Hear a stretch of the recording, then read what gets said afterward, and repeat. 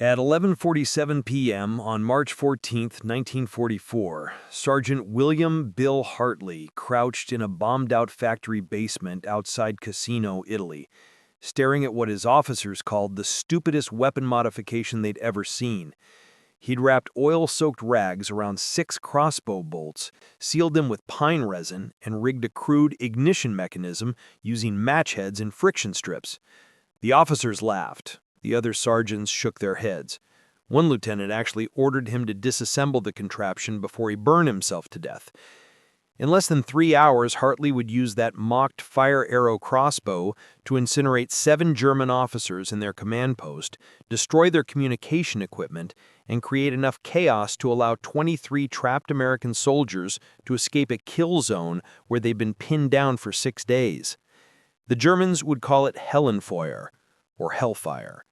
The Americans would call it the most audacious improvised weapon assault of the Italian campaign. The crossbow itself was a curiosity, a German hunting weapon Hartley had scavenged from a destroyed farmhouse 2 months earlier. Compound steel construction, 60-pound draw weight, effective range of 80 yards. He'd kept it as a novelty, using it occasionally for silent sentry elimination when noise discipline was critical. But the fire arrow modification, that came from pure desperation and a childhood in West Virginia coal country that taught him everything about combustion, ventilation, and how fire behaves in confined spaces. William Hartley grew up in Beckley, West Virginia, the third son of a coal miner who died of black lung when Bill was 14. By 15, he was working the mines himself, following his father into the darkness that killed most men before they reached 50. The work was brutal and dangerous, but it taught lessons you couldn't learn anywhere else: how to move in pitch darkness, how to judge air quality by smell, how to understand structural weakness in timber supports, and most importantly, how fire moved through enclosed spaces, consuming oxygen, creating backdrafts, turning wooden support beams into accelerants. The mine owners called them fire bosses, men who understood combustion well enough to prevent methane explosions. By 18, Hartley was one of them. He was 26 when Pearl Harbor happened, married with a daughter, exempt from the draft due to his critical mining job. He enlisted anyway. His wife didn't speak to him for a week. His explanation was simple: can't send other men to do what I won't do myself. The words sounded noble. The truth was more complicated. He'd seen too many men die in the mines because supervisors made decisions from comfortable offices. He wasn't going to be the man who stayed home while others fought. Basic training at Camp Wheeler, Georgia, revealed talents the Army didn't know what to do with. Hartley was an excellent shot, but not exceptional. Good with a knife, but not remarkable. What set him apart was problem-solving under pressure and an ability to exploit terrain and structures that baffled his instructors. During one exercise, he infiltrated a mock enemy position by crawling through a drainage culvert the officers didn't know existed. During another, he eliminated 3 enemy sentries using nothing but a length of wire and patience. His superiors noted, "Unconventional thinker, may prove useful in irregular warfare." The Italian campaign was irregular warfare perfected into hell. Hartley's unit, 2nd Battalion, 36th Infantry Division, hit the beaches at Salerno in September 1943 and hadn't stopped bleeding since. Anzio, the Gustav Line, Monte Cassino, names that would haunt survivors for decades. By March 1944, they were part of the grinding assault on Cassino Town, a medieval maze of rubble and death where every building was a fortress and every street a kill zone. The situation that led to the fire arrow mission developed over 6 days of catastrophic tactical failure.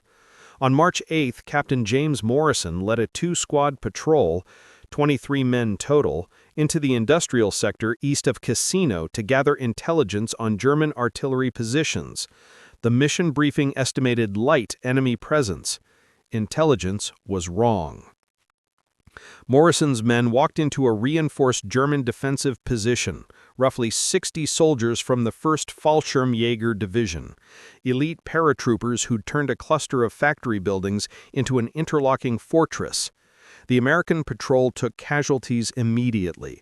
Corporal Eddie Vasquez, age 20, from El Paso, died in the first burst of machine gun fire. Private First Class Robert Chen, age 19, from San Francisco, took shrapnel to the legs and couldn't walk. The survivors, 21 men now, retreated into a partially collapsed factory building with a stone foundation and heavy walls. Good for defense, perfect for a trap. The Germans didn't assault. They didn't need to. They surrounded the position, set up machine gun nests covering every exit, and waited. No food would reach the Americans, no water, no ammunition resupply. The enemy could afford patience. Captain Morrison radioed for relief. Division Command reviewed the tactical situation and delivered the verdict survivors would never forgive. Hold position. Relief force being organized. That was March 8th. By March 10th, the trapped men were rationing water by the capful. Morrison radioed again, more desperate. Men dehydrating. 2 wounded critical. Request immediate relief. Command response: air support unavailable due to weather. Ground relief delayed by enemy strength. Translation: you're expendable. Hold until you die, and we'll retake the position with your bodies in it. By March 12th, Private Chen was delirious with infection. Another soldier, Private Michael Kowalski, age 22, from Detroit, had stopped responding to commands. Simple dehydration psychosis. Morrison's radio messages became pleas. Command's responses became silence. On March 13th, American artillery tried to suppress the German positions enough for an armored relief column to break through. It failed. 2 Sherman tanks were destroyed, 14 more casualties. The relief attempt was abandoned. Hartley heard Morrison's radio transmissions from the battalion command post where he was pulling guard duty. He knew Morrison. They'd served together at Salerno, shared cigarettes during the Anzio stalemate, argued about baseball and politics with the easy familiarity of men who trusted each other completely. Hearing Morrison's voice crack as he described men dying of thirst while Germans laughed from 50 yards away broke something in Hartley. When his guard shift ended at 6 p.m. on March 13th, he didn't return to his barracks. He went looking for the battalion intelligence officer. Lieutenant Peter Kowalski, no relation to the trapped private, was a former seminary student from Chicago who approached war with the analytical detachment of a chess player.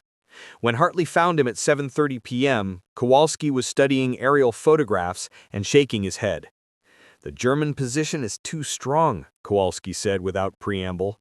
"Reinforced stone buildings, interlocking fields of fire. They've got Morrison's men in a basement with 1 exit. Any relief force loses 2 men for every yard gained." Hartley studied the photographs. The German command post was visible, a 3-story industrial office building 90 yards behind the forward positions. Officers were observed entering and exiting. Communication cables ran from the building to forward machine gun nests. Stone construction, but wooden floors. Windows on all sides. "What if someone got to that command post?" Hartley asked. Kowalski looked at him like he'd suggested flying to the moon. "Get to it? How? You'd have to cross 400 yards of open ground, bypass 3 machine gun positions, climb a fence, avoid roving patrols, and somehow enter a building with guards at every door. Then what? You planning to kill every officer inside with your bare hands?" Hartley pulled out his crossbow. Kowalski stared. "Is that a German hunting bow?" Hartley nodded. "Can you make incendiary devices?" Kowalski blinked. "Like grenades?" Hartley shook his head. "Like fire arrows. Medieval stuff, but with modern accelerants." What followed was 2 hours of the strangest weapons development session of the Italian campaign. Kowalski, despite his skepticism, was intrigued enough to help. They raided the supply depot for materials. Fabric torn from parachutes, pine resin used for waterproofing, motor oil from destroyed vehicles, friction matches, copper wire. Hartley explained the chemistry his father taught him in the mines, how different materials burned at different temperatures, how to create sustained combustion, how to prevent premature ignition. The design was crude but practical. Wrap the crossbow bolt head in oil-soaked fabric, coat it with pine resin for waterproofing and adhesion, wire match heads around the impact point. When the bolt struck, Friction would ignite the matches. The matches would ignite the oil-soaked fabric. The resin would ensure sustained burning. Temperature would exceed 1200 degrees Fahrenheit. Wooden floors would ignite. Paper would curl and blacken. And in a confined space with Wehrmacht officers in wool uniforms, surrounded by paper maps and wooden furniture, fire would spread faster than men could react. They field-tested one arrow at 11 p.m. in an abandoned quarry. The bolt struck a wooden beam. The match head sparked. Flame erupted. Within 12 seconds, the entire beam was burning. Kowalski watched the orange glow and said quietly, "You're actually serious about this." Hartley loaded another bolt. "Morrison's got maybe 12 hours before someone dies of dehydration. I'm not asking permission." Kowalski was silent for a long moment. Then, "The German patrol pattern changes at 2 a.m. Shift rotation. 30-minute window of confusion. That's your best chance." He pulled out a map and began marking positions. Machine gun nest here, here, and here. Roving patrol every 15 minutes along this line. Fence is 6 feet, barbed wire on top. Command post has guards at the main entrance. Side entrance here appears less guarded. Officers congregate on the second floor, with observed light patterns through windows. Hartley absorbed every detail. Distance to wire, 400 yards across broken ground. Distance from wire to command post, 90 yards through rubble-strewn alley. Total approach time, estimated 2 to 3 hours moving at infiltration speed. Mission window, 30 to 45 minutes before German patrols normalized after shift change. Expected survival rate if discovered, 0%. At 11:30 p.m., Hartley returned to his barracks and wrote a letter to his wife. He didn't seal it. If he came back, he'd destroy it.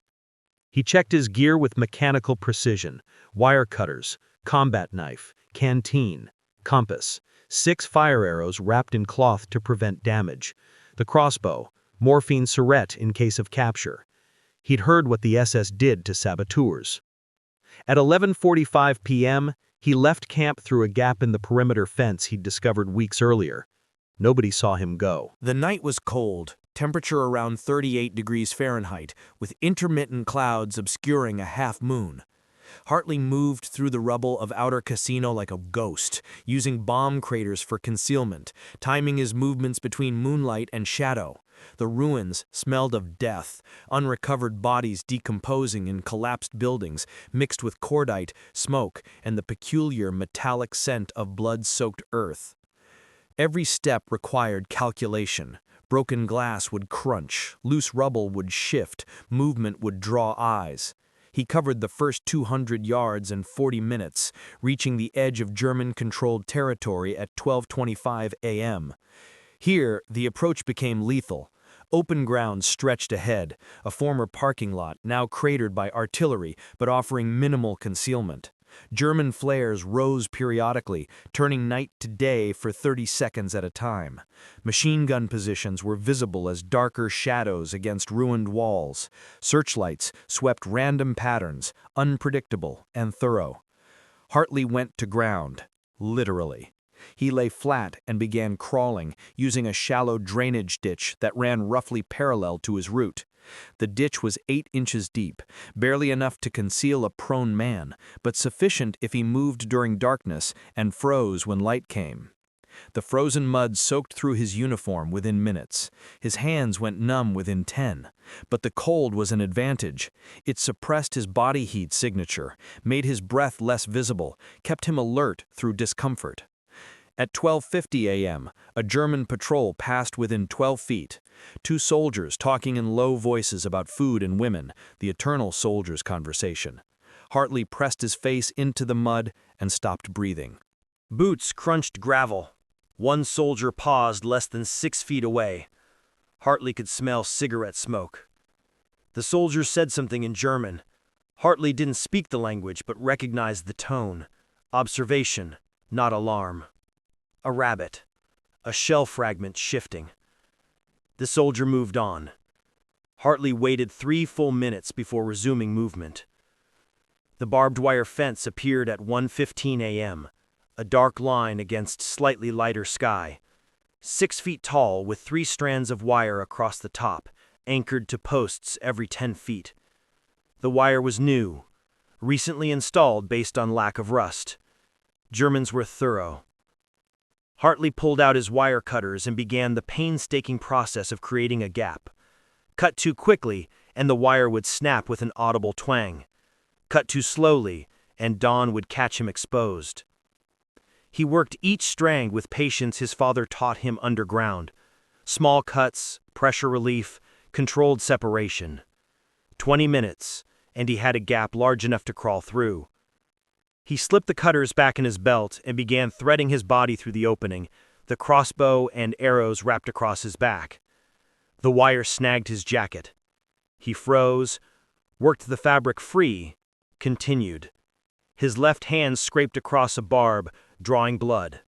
He ignored it and pulled himself through to the other side. At 1:40 a.m., Hartley reached the alley that led to the German command post. The building loomed above him.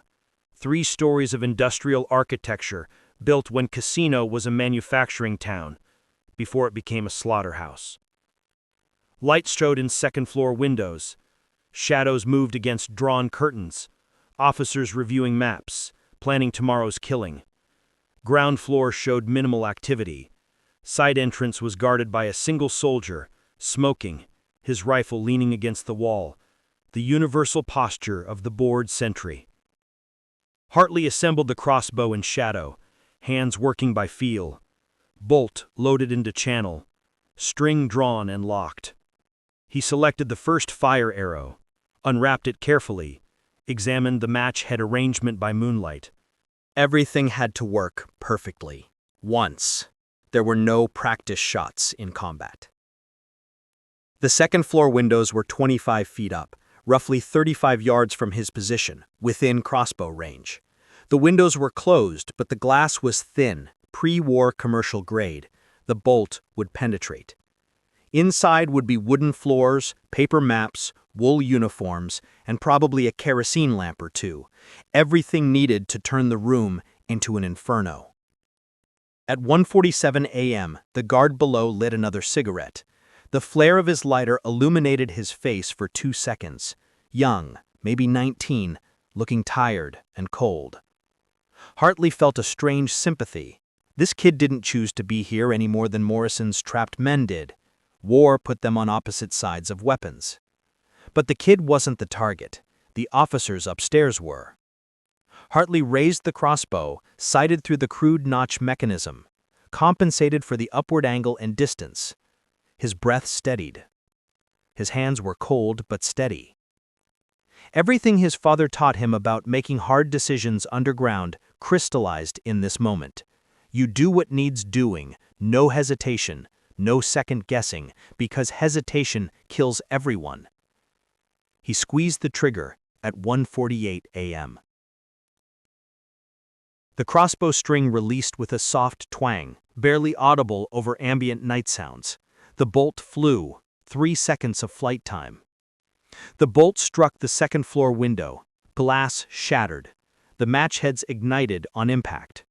Orange flame erupted inside the room. For 5 seconds nothing happened. Hartley was already loading the second arrow, hands moving with practiced speed. Then someone inside screamed, not pain, but surprise and alarm. Flames were visible now through the window, spreading faster than he'd calculated, much faster. The pine resin was burning hot, igniting paper on walls, catching on curtains. The screen became multiple voices shouting in German. Hartley fired the third bolt into an adjacent window, more glass breaking, more fire erupting. The room was an inferno within seconds, flames reaching the ceiling, consuming oxygen, generating heat that cracked more windows. Black smoke poured out into the night air. The guard below dropped his cigarette and stared upward, frozen by confusion. Was this an air attack? Artillery? Hartley fired the fourth bolt into the ground floor window where he'd seen movement. The bolt penetrated. Someone inside screamed, a sound that would haunt Hartley's nightmares for decades. The scream cut off abruptly. Fire spread through the ground floor now, feeding on wooden furniture and paper documents, creating a chimney effect that sucked flames upward through the building. The fifth bolt went into another second-floor window. The sixth into what looked like a communication room, based on the antenna wires running to it. Every bolt found its target. Every target became an inferno. The building was fully engulfed within 3 minutes of the first shot. Flames reaching 30 feet high, visible for miles, turning night into orange day. And then the real chaos began.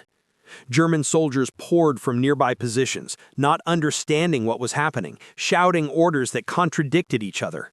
Officers stumbled from the burning building, uniforms smoking, trying to direct firefighting efforts that were futile. There was no water, no equipment, just men beating at flames with coats and blankets. The machine gun positions that had kept Morrison's men trapped went silent as their crews abandoned posts to respond to the fire. The interlocking fields of fire collapsed. The carefully coordinated defense disintegrated into running men and confusion. Hartley didn't watch. He was already moving, dropping back through the alley, crawling toward the factory building where Morrison's men were trapped.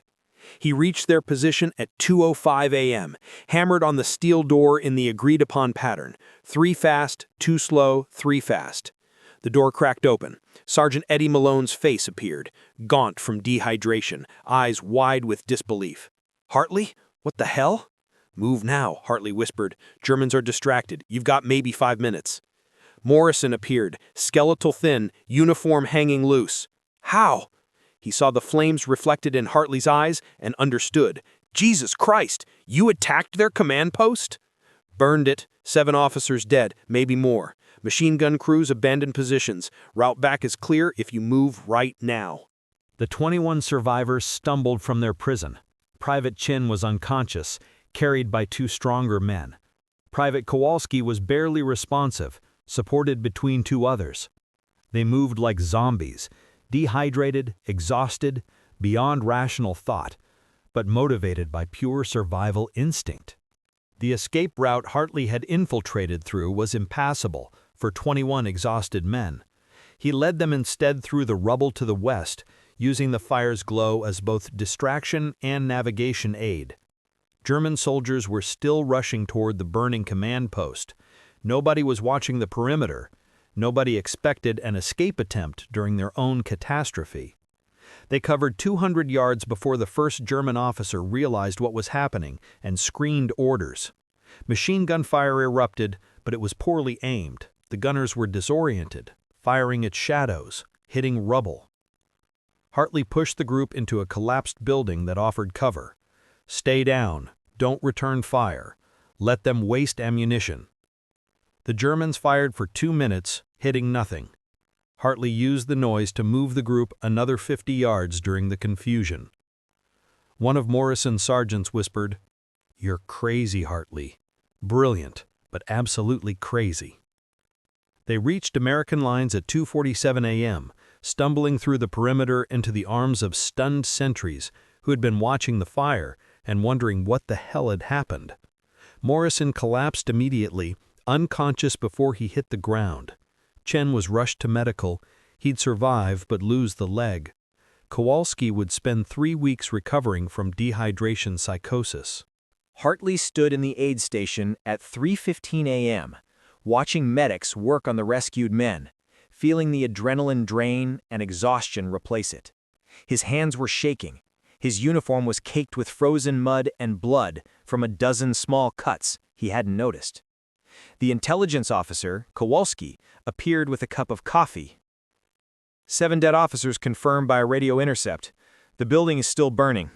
Germans are calling it a commando raid by a specialist team. They can't believe one man with a goddamn crossbow did this. Morrison was conscious again, taking water in small sips. He looked at Hartley and said quietly, "Why?" It wasn't an accusation. It was genuine confusion. Hartley thought about answers. Duty, friendship, the simple equation that someone had to act. He said none of those things. Couldn't listen to you die and do nothing.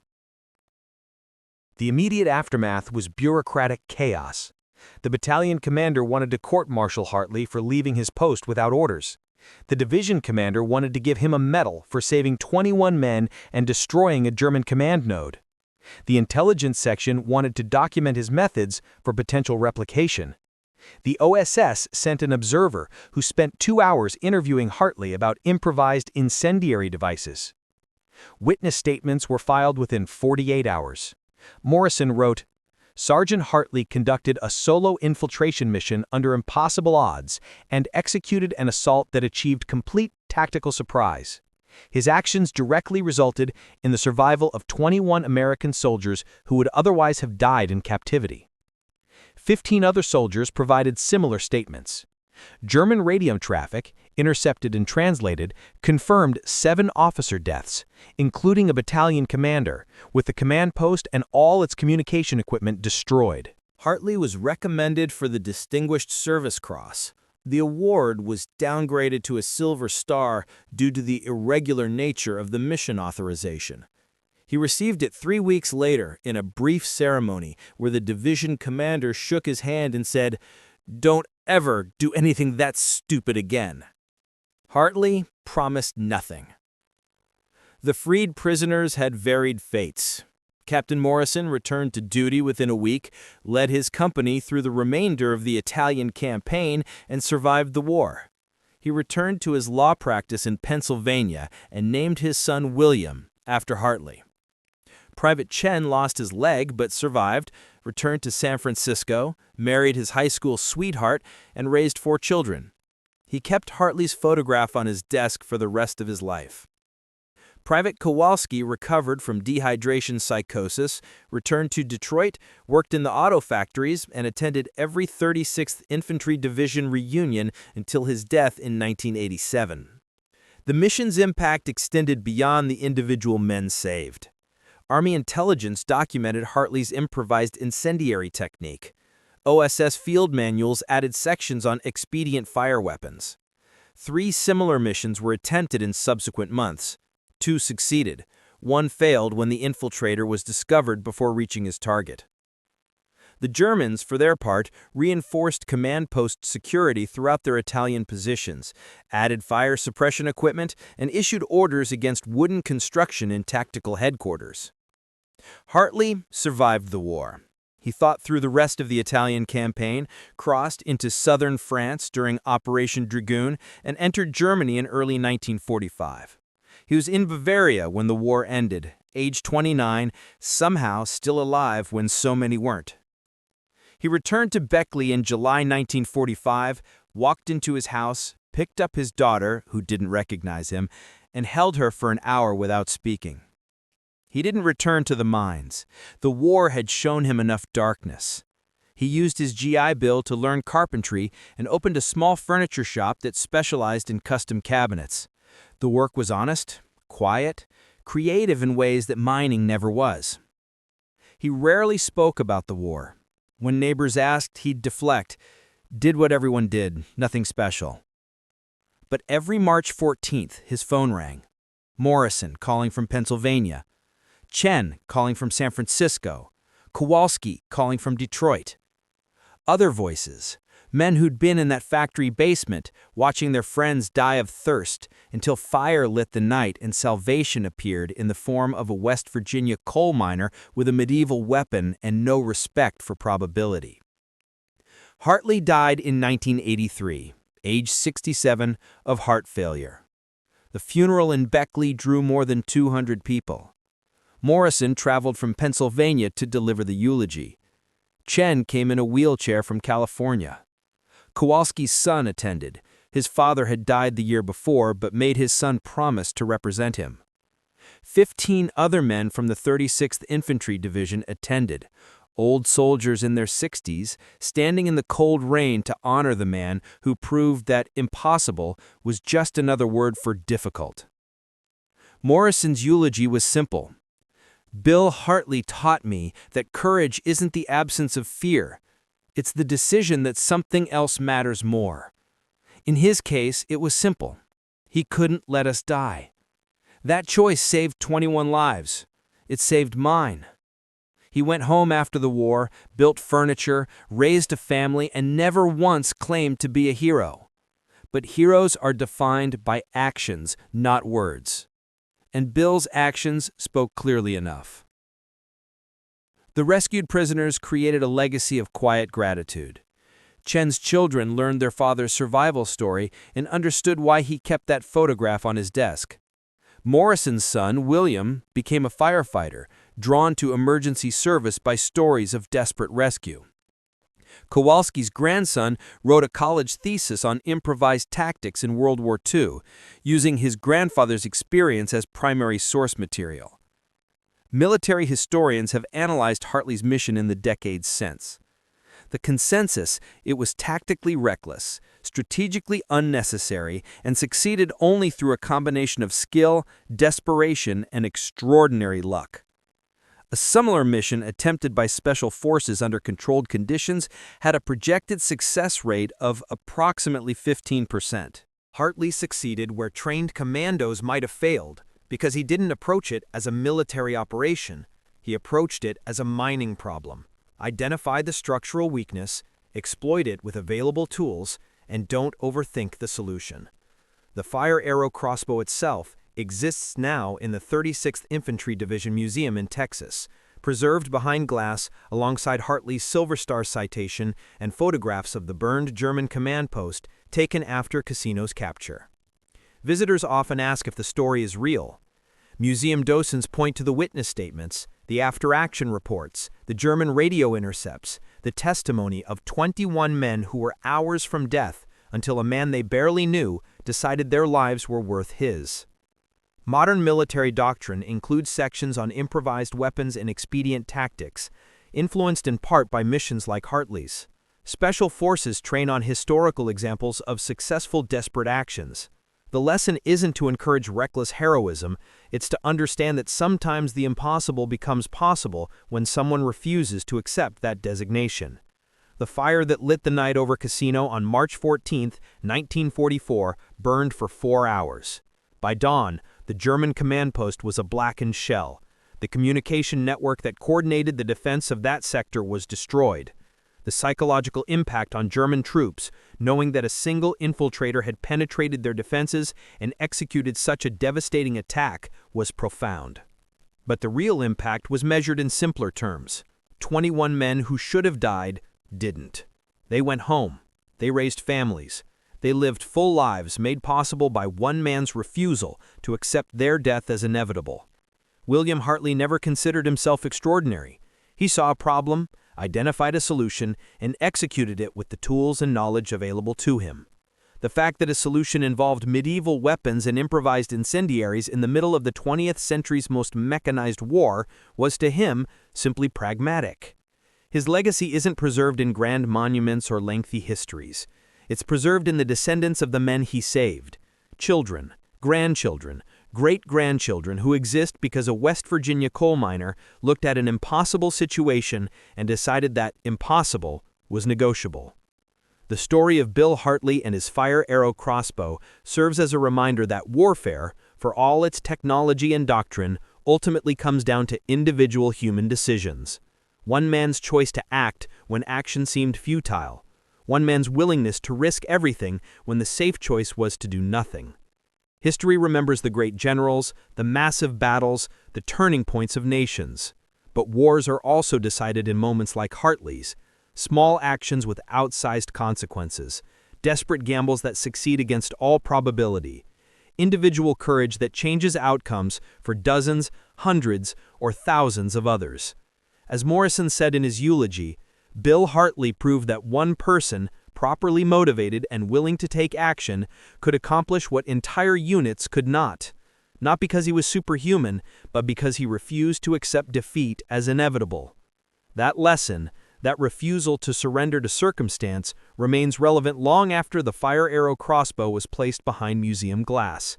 It speaks to every generation that faces seemingly impossible odds and must decide whether to accept defeat or find another way.